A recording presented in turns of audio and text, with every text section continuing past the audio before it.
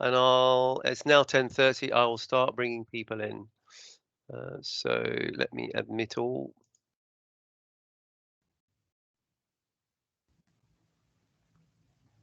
Good morning, Nick. Good morning, Henry. Morning. Good morning, Kate. Morning. So more and more people are joining. If you've just joined, if you could go on mute, that would be good. Admit all. Good morning, Barbara. Good morning, Bob. Good morning, Paul. Good morning, Mark. If you've just joined, if you could mute, that'll be good. Henry, do you want me to mute you, or are you going to mute yourself? Okay, thank you, Henry. And Mark, you're fine because you're speaking. Let's bring some more people in. Morning, Steph. If you've just joined, if you could mute, that would be great. And admit. Welcome, everybody. Welcome. We'll just spend the next minute admitting a few other people, and then we'll pass you on to the lovely presenters. I'm calling you lovely there, Mark. That's a good start, isn't it? What are you after, Steve? Oh, I don't know. So I'll admit. What I was saying to our presenters earlier was it's so good in our wide and varied pensions industry to see 4 presenters of a younger generation who really have a passion for what we're doing as an industry. So I think it's great to have your input, Mark and Sarah and Jade and Charlotte. It's absolutely fantastic. So who are you calling old? No, I'm not calling anybody old. I'm just suggesting it's lovely to have some younger faces on the presentation who will be the pensions industry of the future and are part of the pensions industry today. So we need to look after them and encourage them to do lots of good things. So just so everybody's aware, we are now recording. So thumbs up from everybody, hopefully that everybody's happy recording. Henry and Mark, thumbs up. Yep, good. Okay, so we're now recording. I will monitor the lobby as usual and bring in some late stragglers. So we are recording. So welcome everybody to this week's Pension Playpen Coffee Morning. We are very delighted to have representatives of the NextGen Research Committee, which basically includes Mark Ormston from Retirement Line and Sarah Brennan from Dariada. And we've also got Charlotte and Jade from Sackers and Hogan Lovells. So I'll monitor that. We've already got the slides working, Mark, which is fantastic. So it's now 10:33. I will mute and pass over to you, and I'll monitor the chat room. And obviously, if you want to ask any questions as we go through, please raise a hand. If you are regular to Pension Playpen Coffee Mornings, raise a hand or put the question in the chat. But we prefer you to interact with the session. So raise a hand and by all means ask any of the presenters a question. So Mark, over to you, if I may. Can indeed. Thank you, Steve. Thank you, everyone, for being here this morning. It's lovely to see so many people. I just thought I'd kick off by talking a little bit about NextGen. It was founded in 2018, and in that time, it's already picked up multiple awards. So it's really already just showing off. There's no need for it.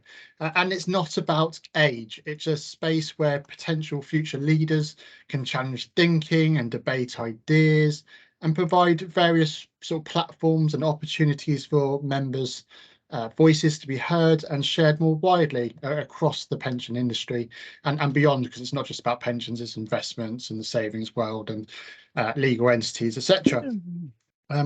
They provide networking opportunities. There's a highly successful mentoring program. There's some wonderful reports from the Research and Insights Committee, which the people who will be speaking today are from, and a whole host of other exciting things. Now, Ultimately, NextGen wants to drive fresh thinking and positive change within the pensions, investments and savings world. So like I say, it is for everyone. It's not an age thing. So if you're interested to get on the website, I'll put a link to the website in the chat in a moment and get yourself involved, because we're going to do plenty of recruitment for the various committees and stuff in the next coming months. So please keep an eye out for that. But today we're going to be talking to you about one of the reports that's been launched about retaining the great talent that we have within the industry. And I'm going to hand over to Charlotte, who's going to talk to you a little bit about the thinking behind the report and potentially just touch upon the previous reports and where we started. Charlotte, over to you. Hi everyone. So I'm going to quickly introduce the report now. So as Mark says, we're members of NextGen, and the four of us on the call today are part of the Research and Insight Subcommittee within NextGen. So over the last couple of years, we've been producing content in the form of these reports. So our first report was launched in 2021, and that report was on recruiting for a cognitively diverse workforce. And that report focused on how the pensions industry could recruit for a cognitively diverse workforce and explored why diversity is important. It sought to understand the benefits it can bring to the pensions industry and in turn pension savers. What we're going to talk about today is our 2022 report. And our 2022 report, which includes a foreword from David Fairs, takes the conversation to the next level. It looks at how we retain diverse individuals once we've recruited them, and how we can provide an inclusive and equitable work environment where everyone can thrive. The guidance doesn't aim to provide all the answers for every situation, because as we know, there's no one size fits all when it comes to retaining employees. However, it does introduce some of the evidence that makes the case for inclusive workplaces. It explores some of the challenges to greater inclusivity and also provides readers with practical guidance. Although the guidance is primarily aimed at employers, we think that individuals working in the pensions industry will also find the report of use in offering information on activities that they can either undertake themselves or encourage their employers to provide. You'll see from the discussion today that the key message is that we can't become complacent once we have people through the door. And there are 4 themes that pop up throughout the report that we wanted to highlight today. These are be proactive, support, challenge, and review.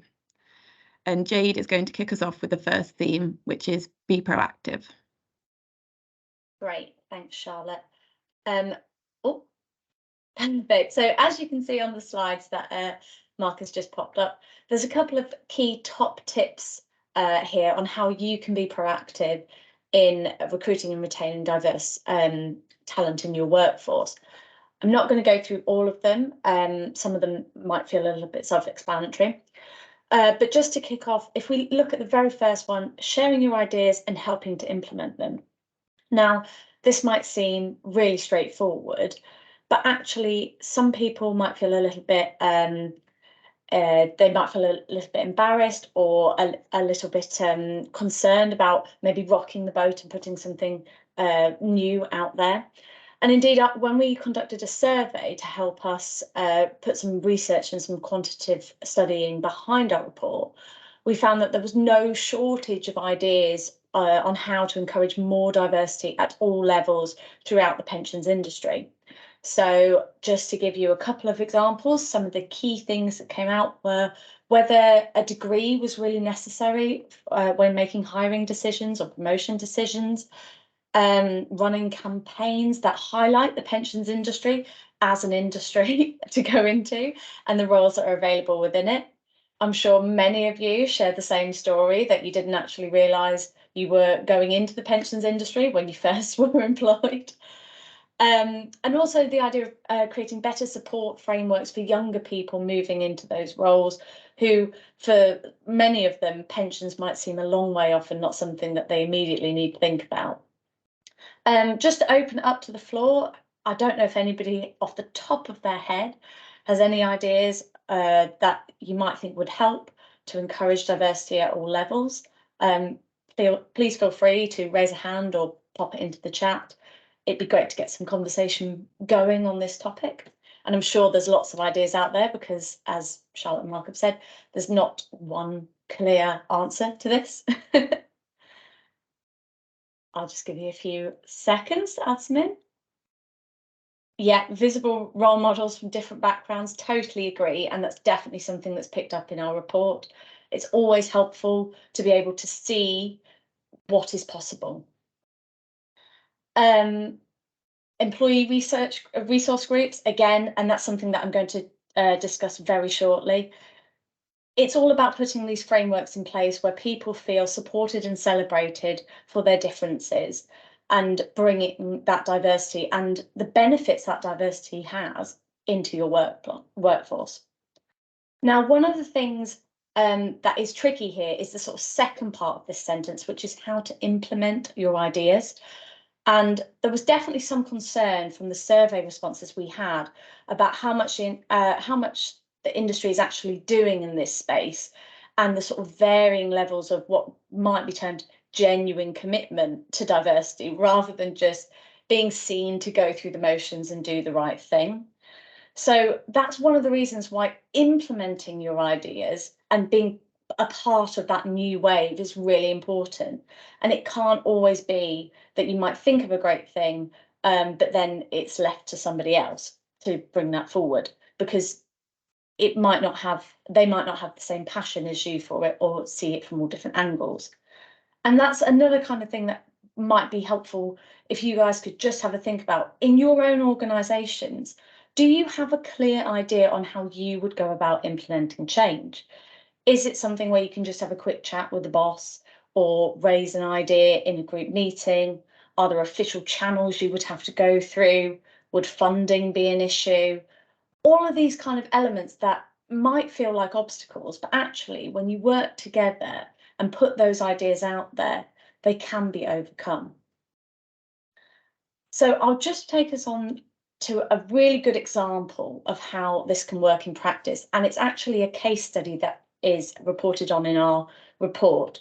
So for those of you who haven't read it yet, although I know it's on your to-do list for later today, throughout the report, we've got a few case studies where we speak with people in the pensions industry about recruiting and retaining diverse talent. One of those lovely people that we spoke to was Joanna Venice, who is the chair of the Inclusion and Diversity Council at Railpen, alongside her day job. And she describes when she came into the role, she wanted to undertake this sort of big cultural shift towards a more diverse workforce. And there was a business case for it too, because they were struggling to recruit a diverse workforce. And once they had somebody all trained up, they didn't want to lose them to somewhere else that might seem like it had a better offering or a better cultural fit.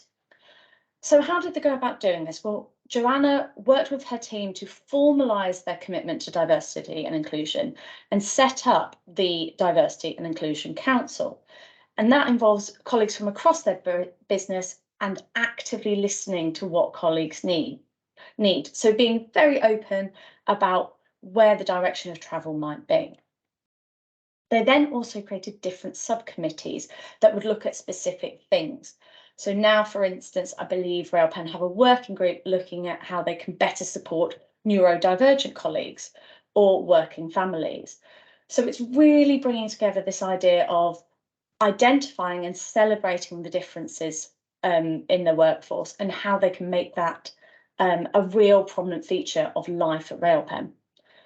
In particular, Joanna was keen to help people find a sense of self at work and to identify other people who are also dealing with the same challenges so that they can all overcome them together.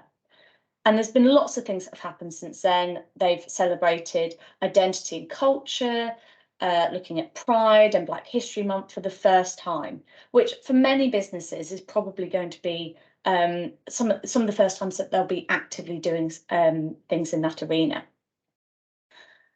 And although these are relatively new subgroups, they take a little while to bed in. Joanna and her team expect recruitment and retention figures of diverse talent to increase as an overall result. So it's a watch this space moment for Railpen, but just a really good example of how taking an idea and helping to implement it could really lead to significant change. So that's all I'm going to talk about on the proactive slides. I'm then going to pass over to the team to take us forward on the next key theme. Thanks, Jade. So the next key theme that came out of our research was in relation to support. And similarly to the previous slide, we've got some do's and don'ts of top tips of how to support employees on this slide. So it goes without saying that it's important to create a culture that supports everyone to excel. But how do we actually go about doing this in practice? Our report found that proactive steps can be taken to ensure that employees are supported throughout their career journey. But there are two key steps that we wanted to highlight today, and those are in relation to the onboarding process and also mentoring. So firstly, in relation to onboarding, the top tip on this slide is to not see onboarding of employees as a paperwork exercise. It's way more than that.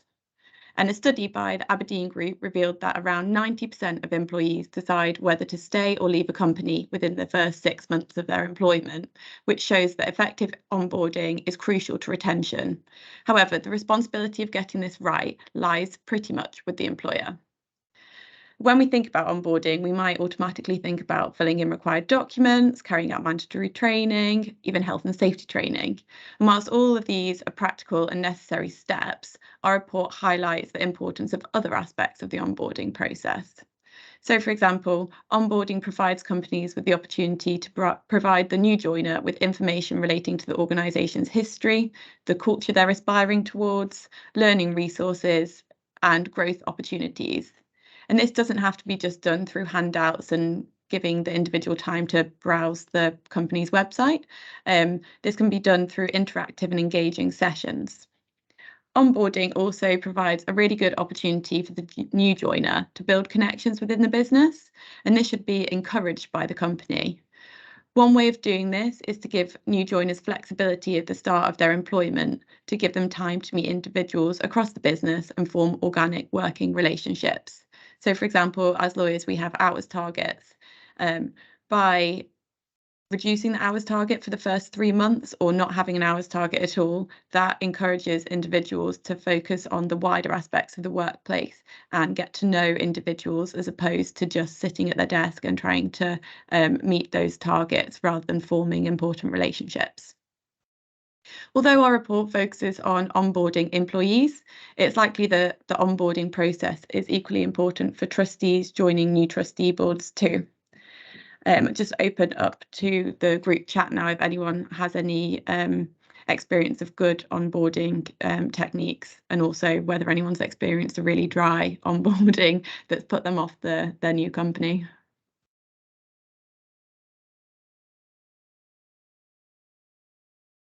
The hand up there. I'm hoping that's for good onboarding, not bad.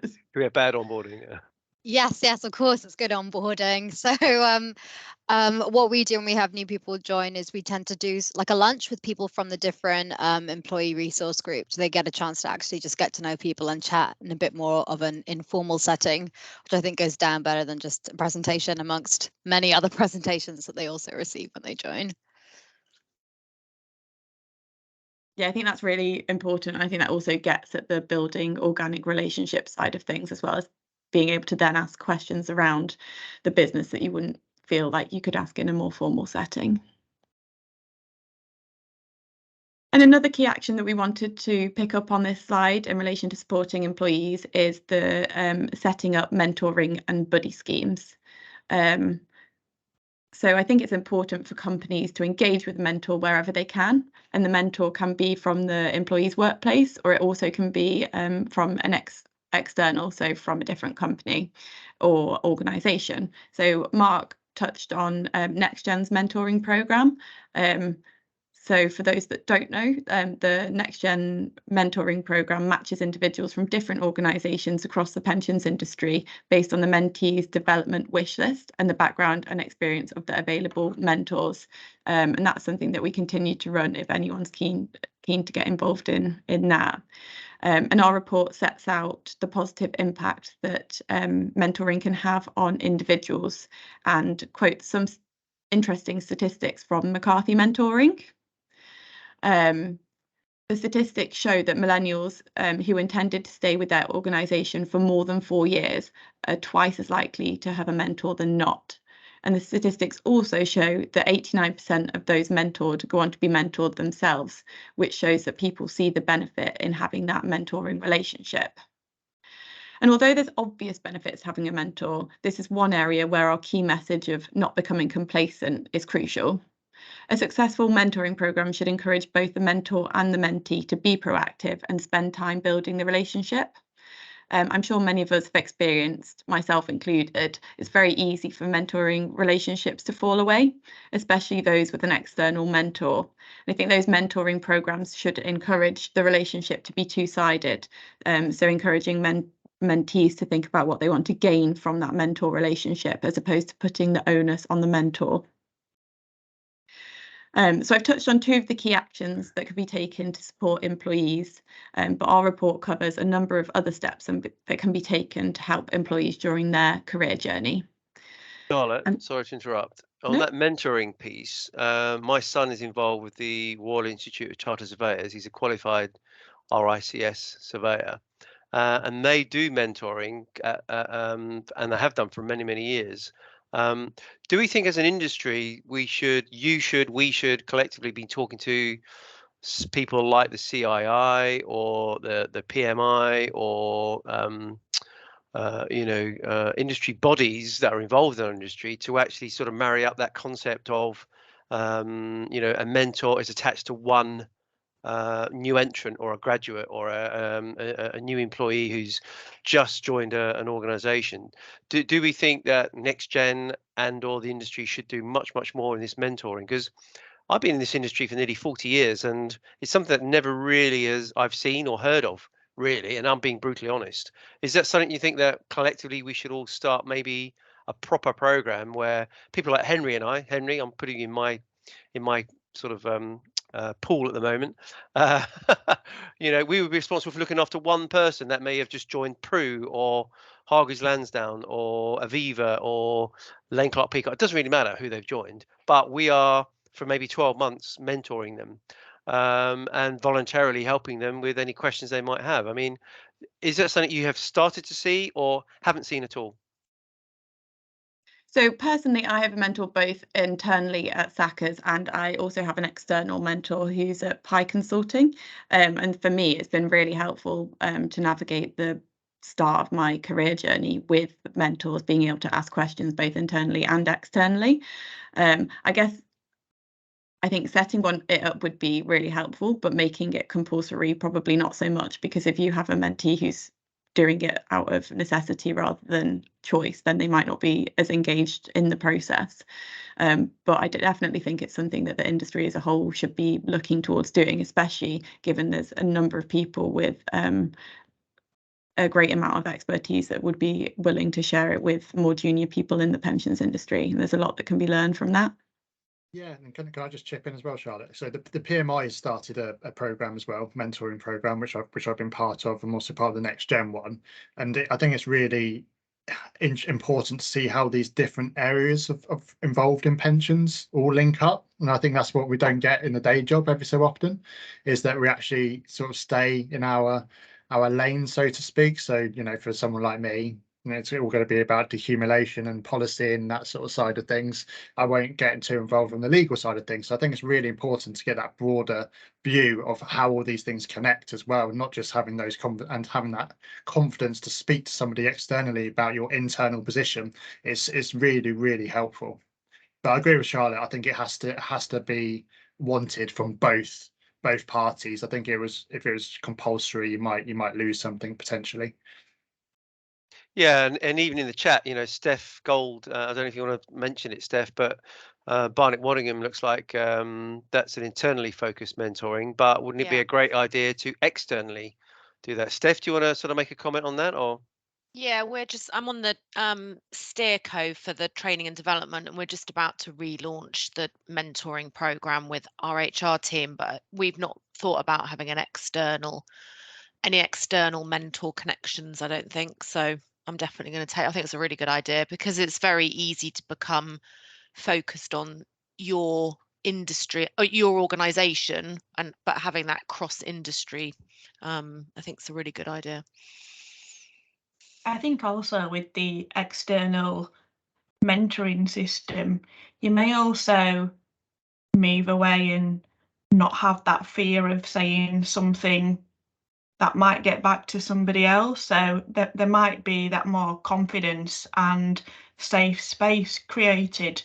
Because obviously these conversations have to be done in a confidential matter, and having somebody that isn't in your direct line of reporting or even within your organisation, that might be something that is more appealing and more of benefit to somebody than speaking to somebody internally. I guess it's just about having options, really.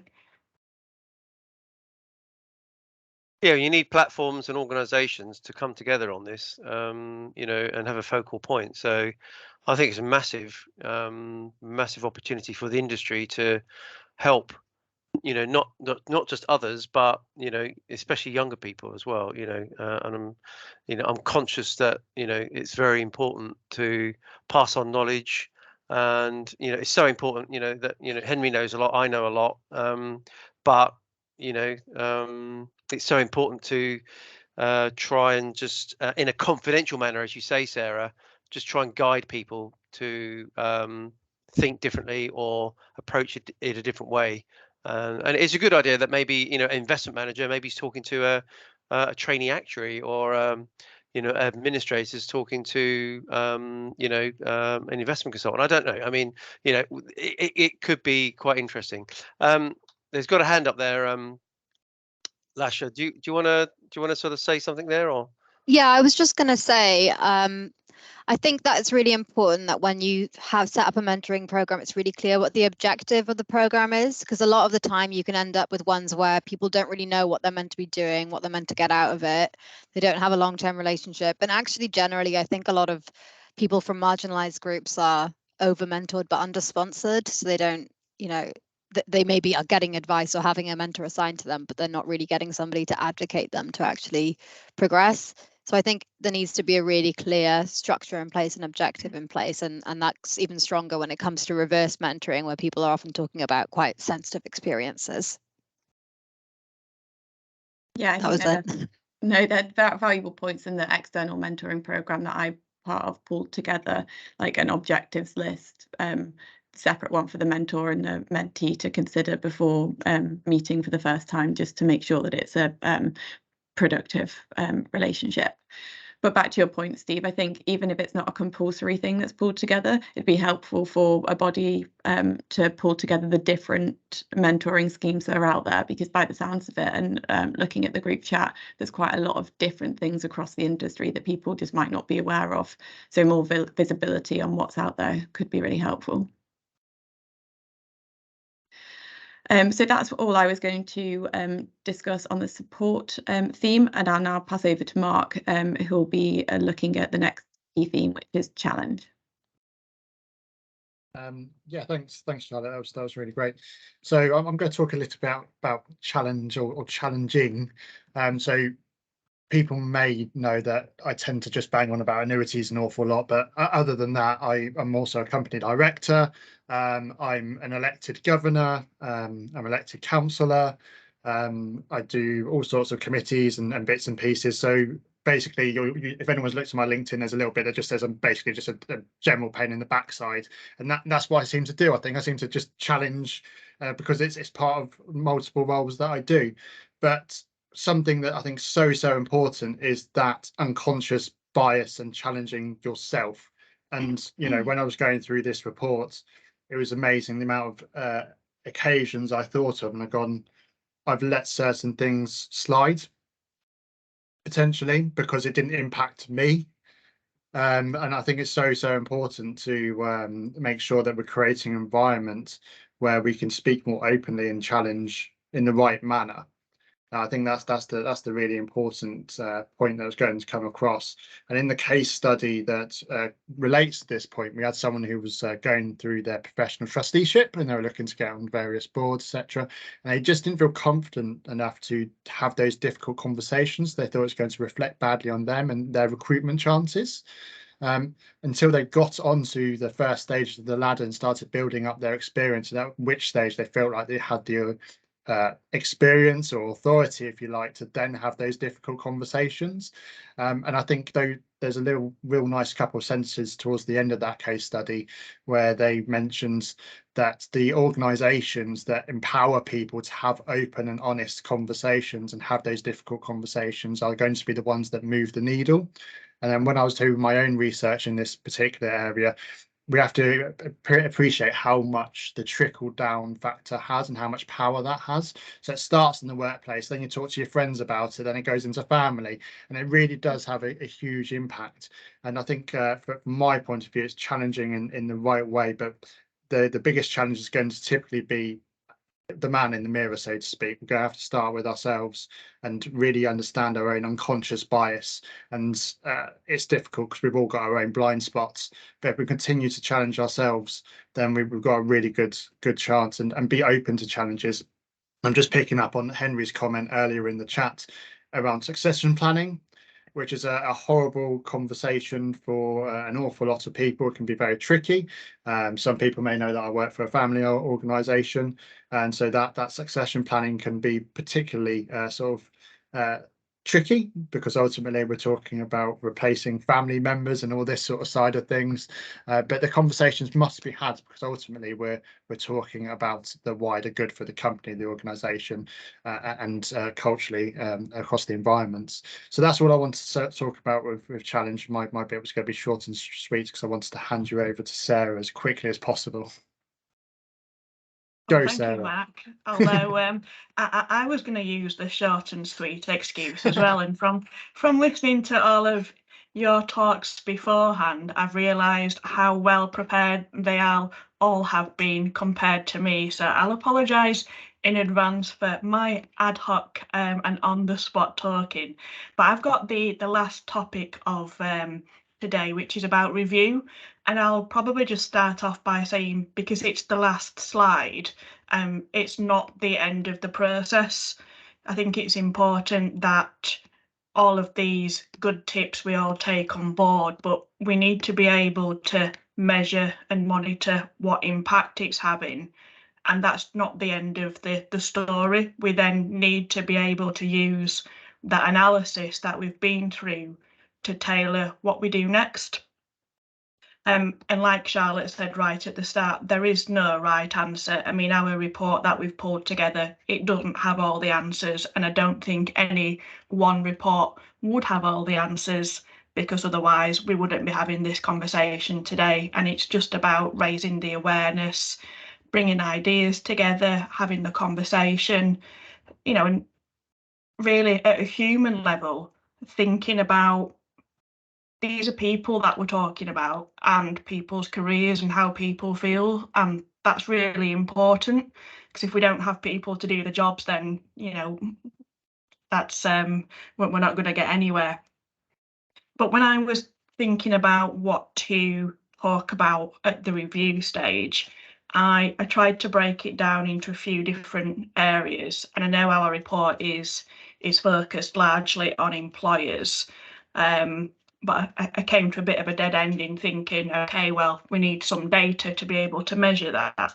And I challenged myself and thought, well, actually, there's another step here in terms of what can we do as individuals.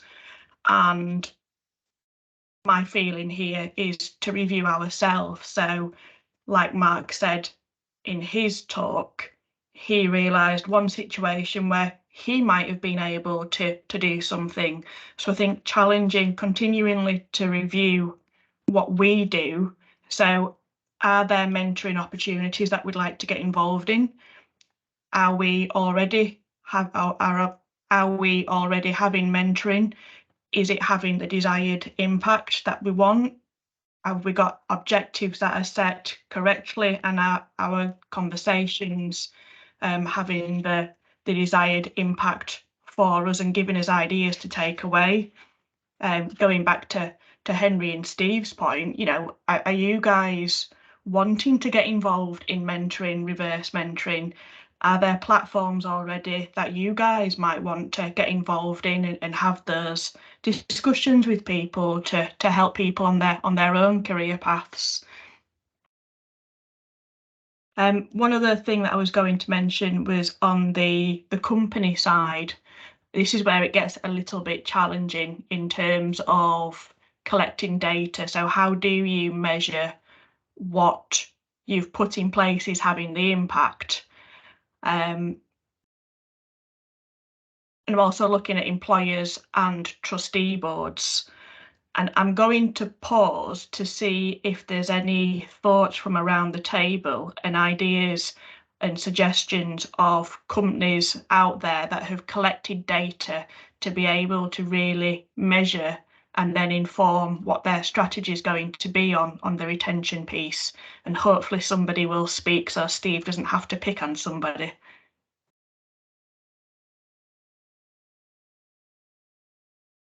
Well, I think before you, well, Lasha, yeah, is it Lasha? Lasha, is that right? Lasha? It's last year. Last year. Oh, there we go. Nearly close. Yeah. Nearly right. Yeah. Sorry, I keep putting my hand up, but I think it's a really good question because we're so into, you know, what's measured is managed in this industry, and we need data for everything.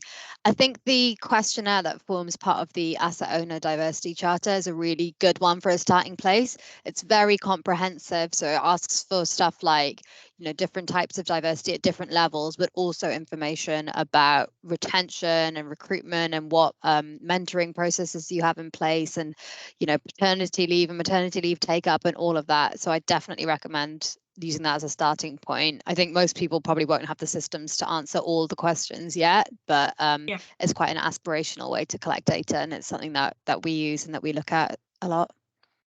Oh, that's really great, thank you. And Bob's question in the chat, $1 million question, what data should you collect? I don't have the answer. There's probably 100,000 of different data items you could collect, and this is where I hit a bit of a black wall when I knew that I had the review section in terms of data, because where do you start? How do you get employers, how do you get statutory bodies to engage and spend the time, spend the money and have the resource to collect data? I mean, there's one good example I did think about, which was on the gender pay gap reporting.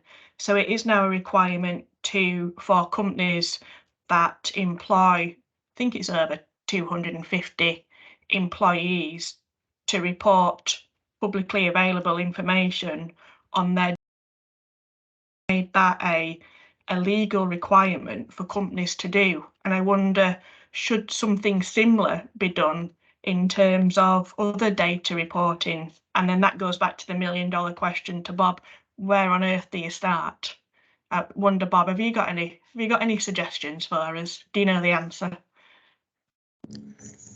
I don't know the answer, and I have to sort of declare an interest, as much as I've been asked by TPR to chair a part of the industry working group on diversity and inclusion, looking at the data research and innovation aspects of it. And I've put in the chat, maybe Louise Gilroy is on this call from TPR, could maybe talk about what TPR are actually doing. But it's a big issue. As part of the industry working group, what we started with is to actually ask questions of the industry working group, which at the start was over 60 people throughout the industry. Yeah. And that threw up some very interesting information and ideas. But that was a group of people who are obviously part of the industry working group interested in the aspect of diversity and inclusion. So we're asking the core people that are interested in it. And it's like this group here today, it's people will be interested, and the people you need to get across to are the people that are not on this group, who needs to be broadened out. And the big problem is, if you're asking sort of some questions, some of those questions can be very personal and people won't answer them, or won't give a correct answer. They might want to give the answer they think they've got to give to be politically correct. So it's a difficult one, very, very difficult. But I think, certainly from a TPR perspective, and the industry working group with working with TPR, got to start from small beginnings and work up. So it's a long-term project, as I see it. Perhaps Louise might give some thoughts on this. Fantastic. I just before we pass over to Louise, I do also sit on the regulators working group, or the subcommittee, in selling the benefits of D&I to sponsors. And one of the suggestions we had was how potentially the pensions regulator could help in this area in terms of using their scheme returns, their annual scheme returns in collecting data. But of course, that goes back to, well, what data do we need? How are we then going to use that data efficiently to make good change? And of course, when we were having our pre-call yesterday, the four of us, Mark made the really good point about GDPR in terms of demonstrating to the people that you're collecting data from how you're going to use that data. I think we do have a hand up. Can't see. Oh, Louise. It's actually me. Good morning, Fantastic. everybody. Decloaked. She's decloaked. So just just to sort of follow on from what you were saying, is that I think what we're learning through our engagement with industry is around building trust, isn't it? In order to, get good quality data from people, because it is personal data that you'd be looking to ask.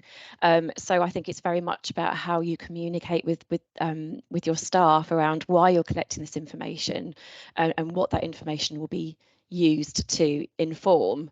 And just following on from what Bob was saying, just a very brief kind of description about the work that we're doing at TPR. So many of you will be aware that we published our Equality, Diversity and Inclusion Action Plan in September last year, and this set out a number of deliverables for the next couple of years around how we want to support the pensions industry, primarily trustee boards and governing bodies of public service pension schemes, to encourage greater diversity and inclusion in the decision making for schemes.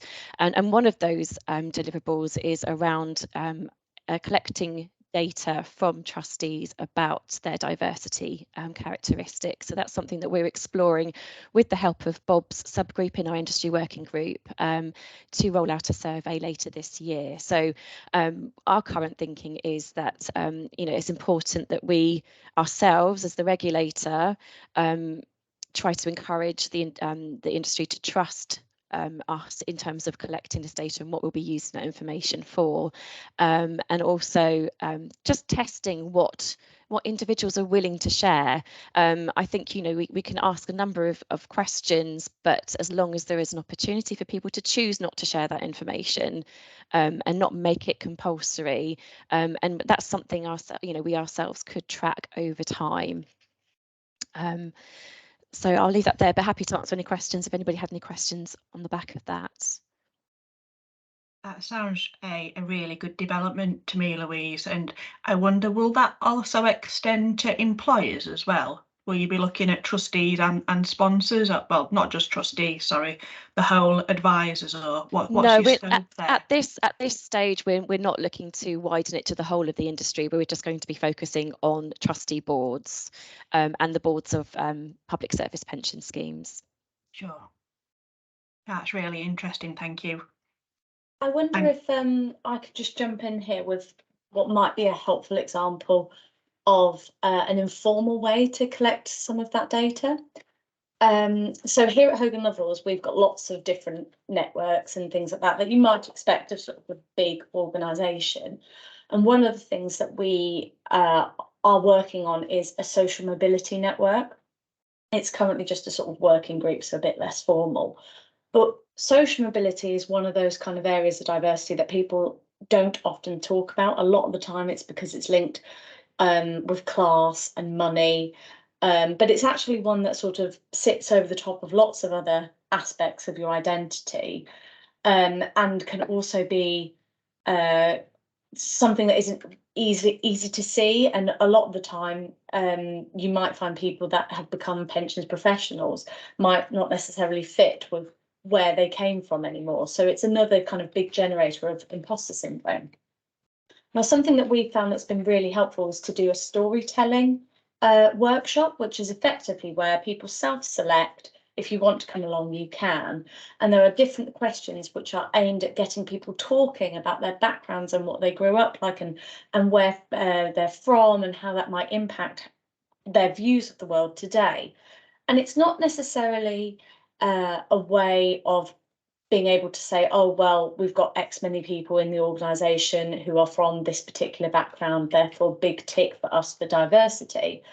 It's more about making people feel comfortable and confident that their view is valuable, even if, you know, they are very new to pensions, or in our case law, and don't come from a professional background, for instance. It might be their first job, all of those kind of things.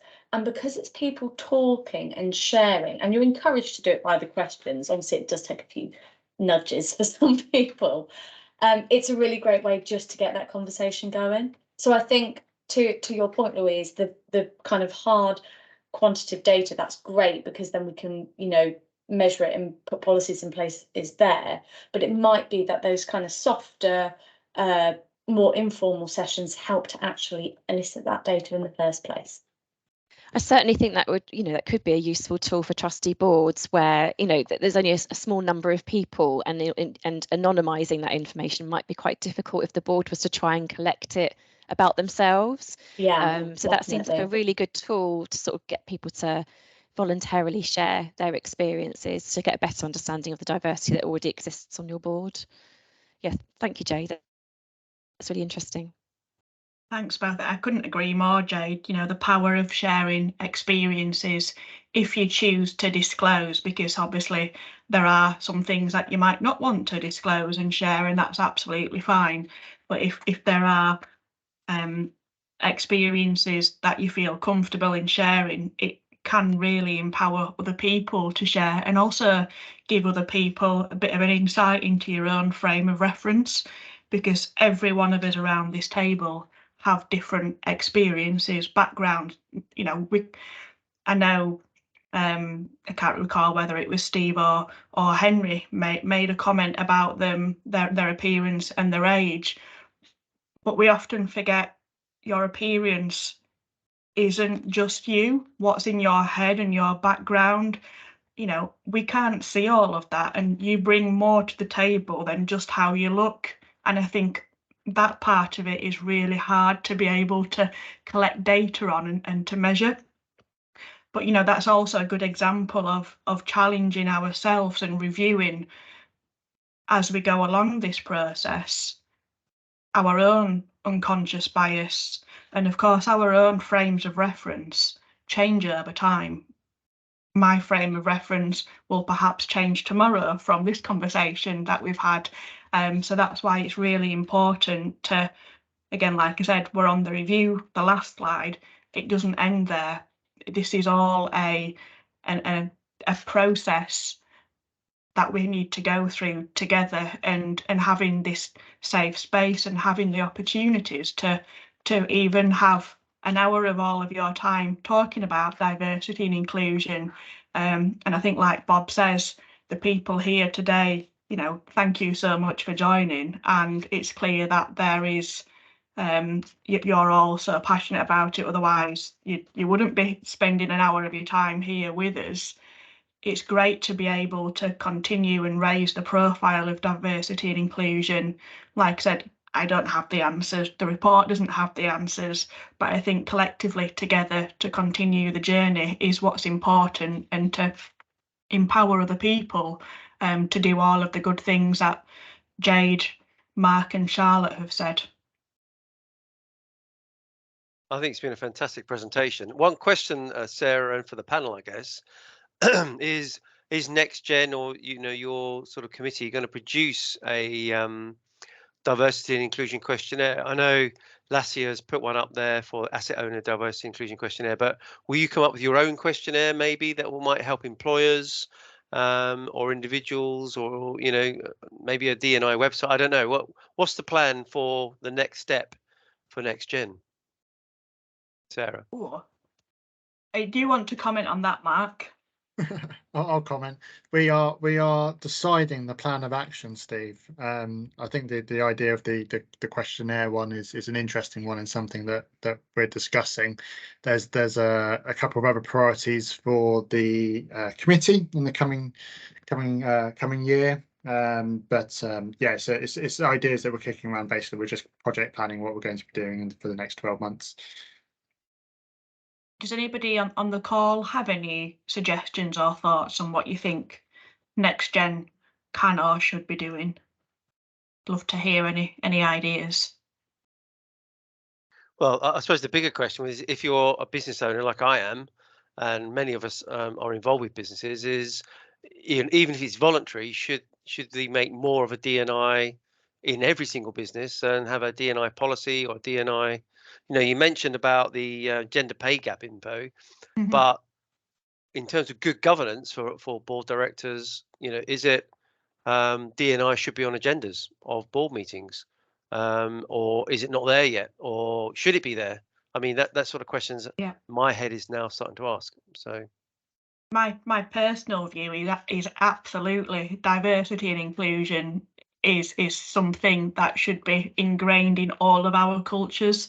I absolutely think it should be, whether or not it happens, and whether or not it would get the airtime and with competing priorities, I'm not sure, but my personal view would be yes.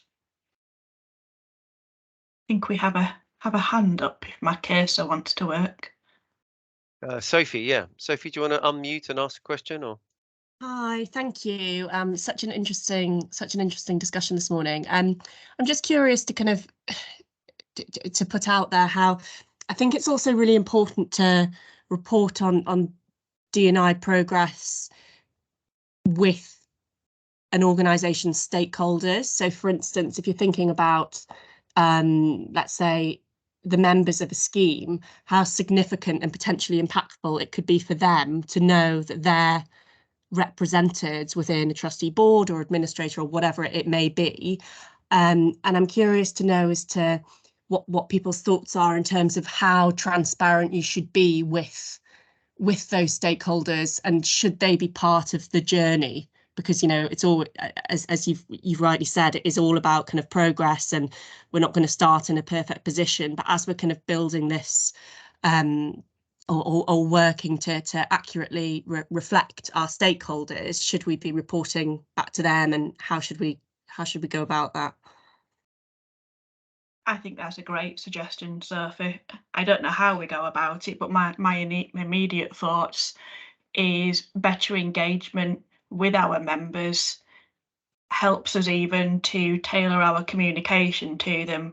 I've been on past playpen talks about engaging with members and the language that we use, and we're only really going to be able to better communicate with them and get them to engage if we know how they want us to engage and by what methods. So I think it's a great idea. I don't know the answer to that one. Nor do I.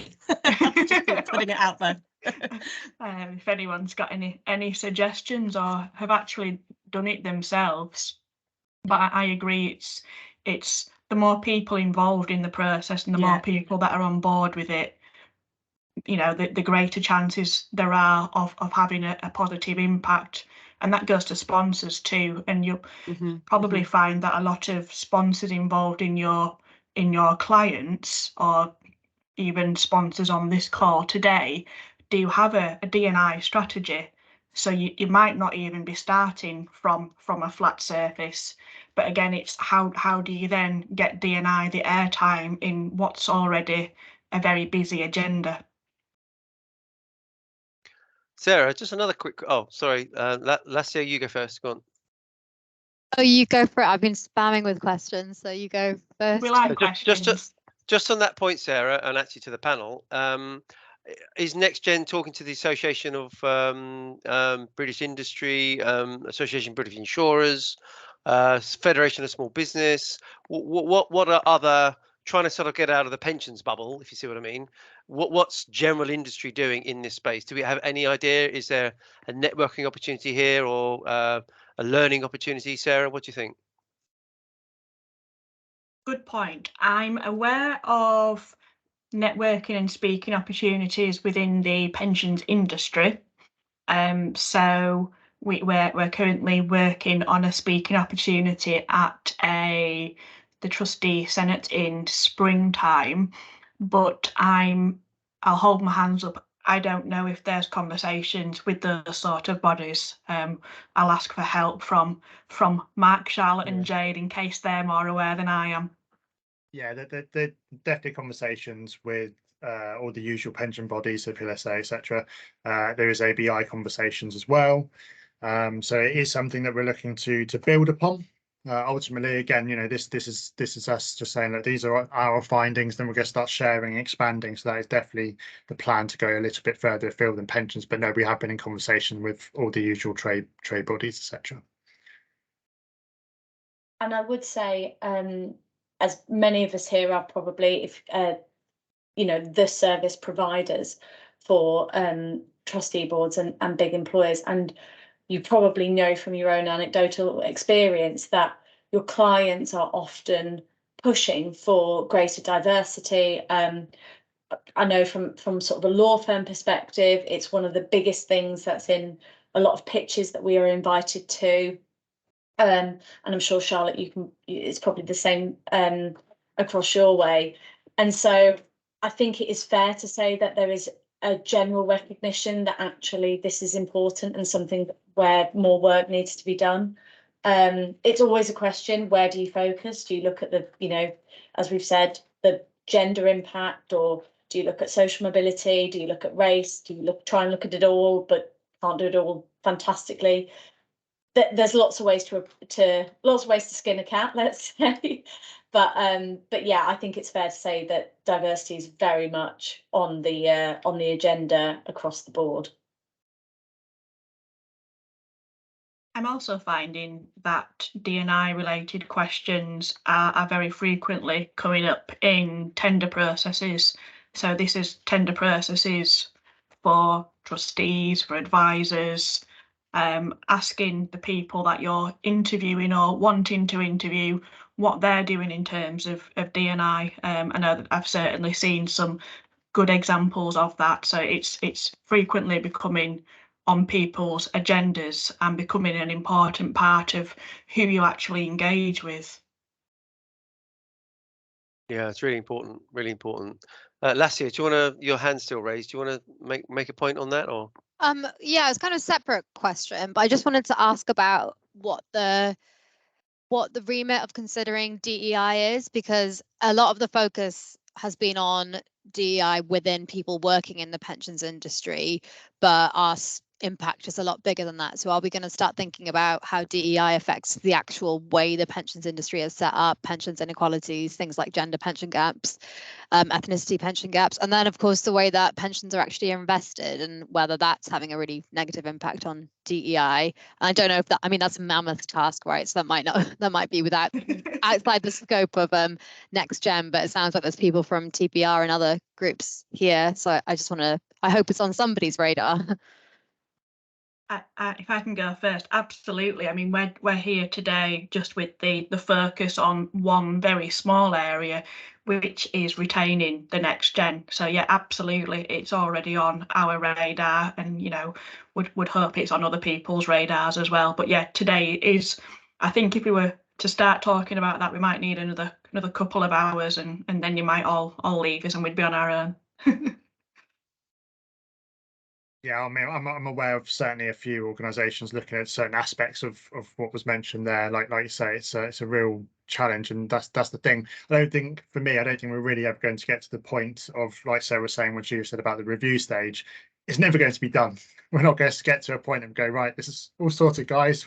World's much better place for us. Let's all move on. It's just not going to happen. This is going to be something that we always need to be continuously looking at. But yeah, the NextGen are definitely looking at some of these aspects, and we're really collaborative at NextGen. So if any organisations are working on this independently, want to share information, please do get in touch with myself through Steve or through the NextGen channels. We'll be delighted to hear from you and really share that information, like I say, because that's, as we said, data does help. Absolutely, Mark. Yeah, absolutely. Sorry, Sarah, go on. I was just going to say we're probably coming close to the end, and I was going to steal some of your last words that you normally say at the end, is if anybody isn't already a member of NextGen and would like to do so, then the more the better. We'd love to have more people on board. It's free to join. Our website's in the chat, and if you've not already read our report and like to do so, I think Mark's popped the link to the report in there as well. And any feedback at all is very welcome, either on this call or afterwards. Love to hear. I think we've all got the same good goal at the end. It's just the challenge of knowing how to get there. Yep, and there's a famous Chinese proverb which talks about walking 1,000 miles. So some of you know what that is, but you just got to take the first step. No, that was the Proclaimers. Oh right, yeah, all right. Okay. This is not a quiz. This is not a quiz now. You know, it's just keep it pension on, you know, D&I centric, please. Yeah, no. So there we go. So number one, thanks also to Sadhna, who's just posted diversity, equity and inclusion blueprint of the ABI in the chat. If you can go in the chat and look at some of those links, Lassie has also posted, and Sadhna's posted again about various links, and Joanne has also done the PMI mentoring stuff, so which is good. So this is a great subject, and British industry / sponsors / pensions industry needs to take steps forward. You know, as you say, some of us are not on the flat line, Sarah, but some of us are on the journey. But sharing ideas, networking, sharing data, ideas, and comment is always going to be useful. So we really appreciate what NextGen are doing, what you as the subcommittee are doing. So, you know, thanks to you, Sarah, Mark, Jade, and Charlotte. It's a really, really great session. We'll post the video up on Pension Playpen a bit later today, and I've asked our PR company to maybe consider doing a press release, because I think it's very important that we get out into the pensions press, but actually more so the general press on these sort of issues, and we as an industry are trying to do something about it. So really appreciate your input. Thanks everybody for joining. As usual, as Sarah says, if you like Pension Playpen, please join. If you are already a Playpen member, please invite others to join as well. Next week, we have an update on consumer duty and comms, which is very topical for many of us. So I think that's going to be Ian Beeston and the Money Alive chaps are going to give us an update on consumer duty, which would be great. And then the following week, we think we've got the DWP speaking on Pension Playpen. Well, hey, so there you go. So keep an eye out for next week's session, and also the DWP on the 7th of February.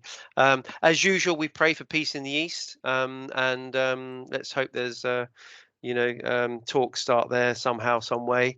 But I appreciate everybody's input today, and especially to the panel. And thanks, Mark, Sarah again, and Charlotte and Jade. And enjoy the rest of your day. And thanks for everybody's input. A really, really fantastic session. So take care, enjoy, speak next week. Thanks very much, Steve. everybody. Thanks, everyone. Take care. Everyone. Well Bye. done. Thanks a lot. Bye.